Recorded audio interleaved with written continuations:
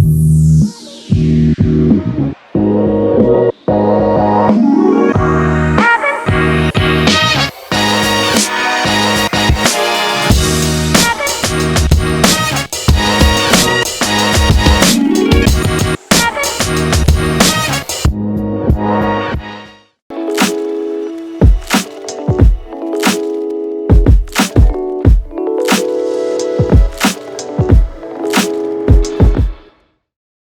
right, so our next guest is a bit of a badass. So, college graduate, Rider University, business owner, role model, and probably the most gifted person in logistics that I've ever come across.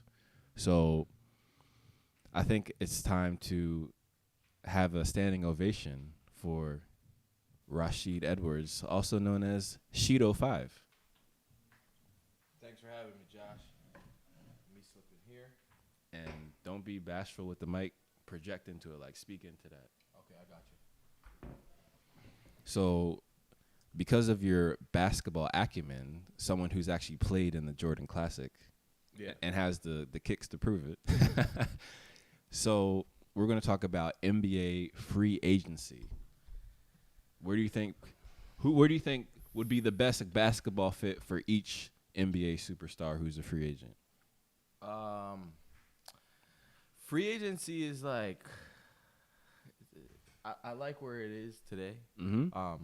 Athletes get to kind of select where they ultimately want to play. Choose their own destiny, absolutely. Right. And there's a lot of money getting tossed around. A lot of athletes are making decisions based on money, not looking at necessarily the big market picture.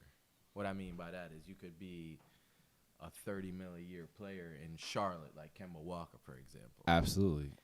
And if he played for like the Knicks and he brought that same star power to New York, he could make $20 million a year in that market, and in endorsements he's gonna see an additional 30 to 40 to 50 to 60. Anyway. And that's where, free agency is today.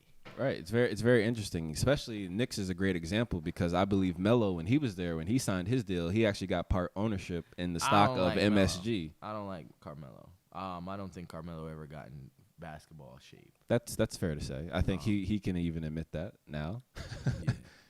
Yeah.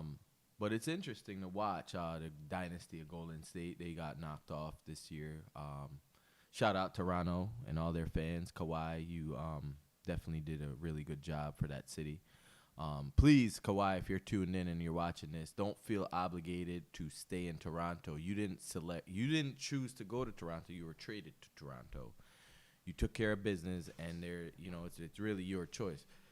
Do not pay attention to what people want you to do. Do whatever the hell makes you happy. And I'm sure New York Knicks, I'm a Knicks fan. We'd be happy to have you, but that's your choice for you. And I've been hearing and reading a lot that you're looking to go home into LA. So whatever makes you happy. Obviously you've separated yourself from the boys, and that's facts. You just got to tip your hat to a guy like that. He's a solid ball player. Speaking of Kawhi, by the way,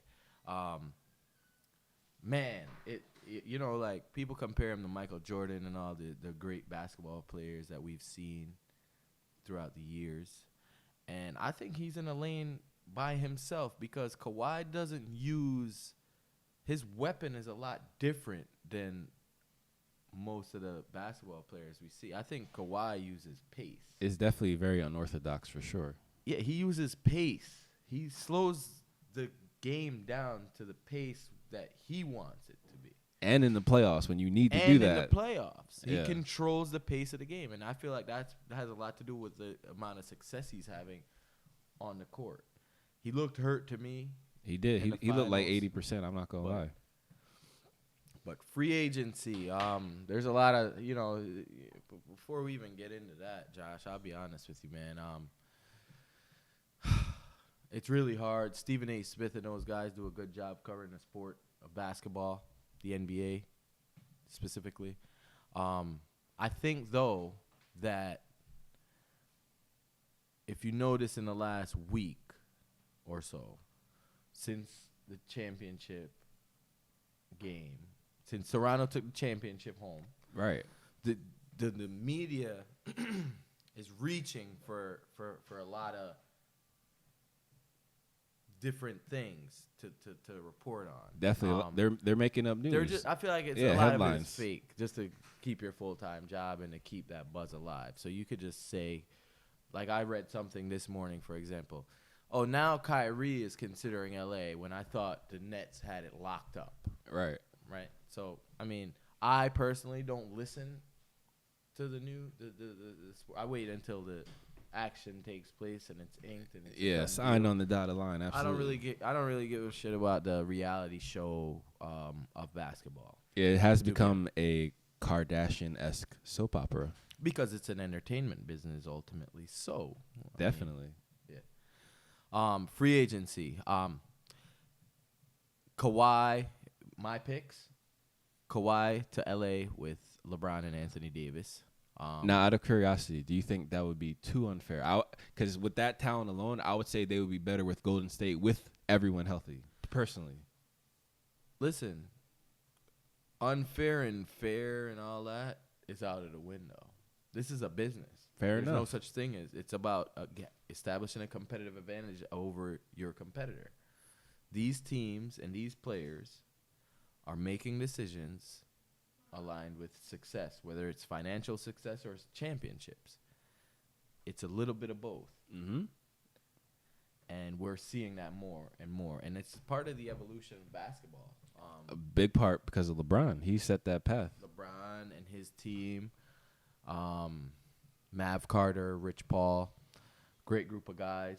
Absolutely. I haven't had the opportunity to meet and sit with them yet. Well, not yet. It'll happen eventually. But those guys are, they're moving boundaries in the right direction for athletes. Not just in basketball either. I mean, they're really doing a really good job. I tip my hat to that group of guys. Young minority business owners competing with, legacy companies, like companies that's been around. CAA, for example, they've been around for a very long time. They've kind of cornered the market of representing professional athletes. Definitely. And Jay-Z's working with them as well, with Rock Nation. Right. And here comes Rich Paul saying, hey, I can do this too. I can get big name guys. And here's Anthony Davis, for example. Here's Ben Simmons. Here's I think Draymond too, right? I think he recently did he just? I think recently. He might have. He might have just yeah. But that's all positive movement. I mean, for the the minority movement. I mean, and LeBron's obviously a role model in the NBA. A lot of younger players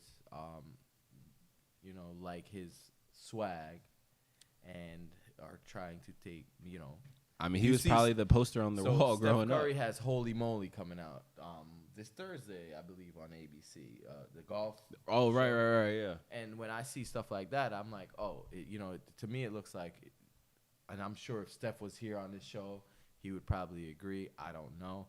But you got to get inspiration from a guy like LeBron James. I mean, he's done nothing but been a team player, hard work first, marry your job. He's married to the sport of basketball, and he's been married to it since a very young age. And absolutely. I think he spends at least $2 million a year just on maintaining his body so he can compete at the highest level. And to be fair, every NBA player can afford that. That's pretty impressive. I'm not even gonna lie. I don't have $2 million spent on my body, but if I was competing in that space, that's probably the right thing to do. And I feel like I have to put someone like Cristiano Ronaldo in that same level because he's very adamant as well about being a gym rat, essentially. So I appreciate that work ethic completely. Yeah. So, excuse me. What else going on in free agency nowadays? We got Kemba's going to Boston, I believe. Yep. Kyrie's allegedly going to Brooklyn. How do you feel about someone like Jimmy Butler? What do you think he should do? Stay or? Jimmy Butler is like he's a good basketball player. I would put him in the closer category. I'd have to give him that. I don't know if I would agree with that, Josh. That's fair. At least for he's Philly. good. He's a great Philly, ball player. yeah. He's a great ball player. But he's not the guy on a team. He's definitely not a guy. I wouldn't give him a max if I was the owner. So if you look at like Golden State, all the viewers are familiar with Golden State Warriors. You got Kevin Durant, Steph Curry, Klay Thompson. Klay Thompson on that team is probably third. Right? Yeah. Despite being an all-star. And I would probably put Jimmy Butler as like third option on a super team. I can see that. So he's not first or second for sure in my book. I could be wrong, and I'm okay with that. But he's not Kawhi. He's not, and I don't see him being that. I think Jimmy does a lot of things for the likes, the media. Yeah, he's definitely. He backs it up on the court, however. He does, though, yeah. I don't know if he's eating, sleeping, breathing basketball 24/7 as opposed to the popularity and the celebrity of being as a professional basketball athlete. Which is concerning because when you see guys like Zion Williamson get so hyped up coming into the NBA, sidebar, Zion, we wish you absolute success. You have insane athleticism. You have the potential to be a huge, great grade A NBA athlete. And he has the motor. Like, he has that work ethic. Like, size. I mean, you got a linebacker. Yeah. You know. That's how Shaq looked when he came in the league. He's a small forward. Mm-hmm. And he's the size of a linebacker, which, I mean, that's just, you know, if he stays locked into the sport of basketball and he continues to work hard at the sport of basketball and don't get caught up in the celebrity of being an NBA athlete, he'll have a lot of success. It'll be something we've never seen before. And that's just genuinely how I feel about athletes like Zion. He could change a lot, a whole lot, because now you're introducing 250 pounds, 6'8", you know, LeBron James like specimen. I mean, he's a more athletic Charles Barkley.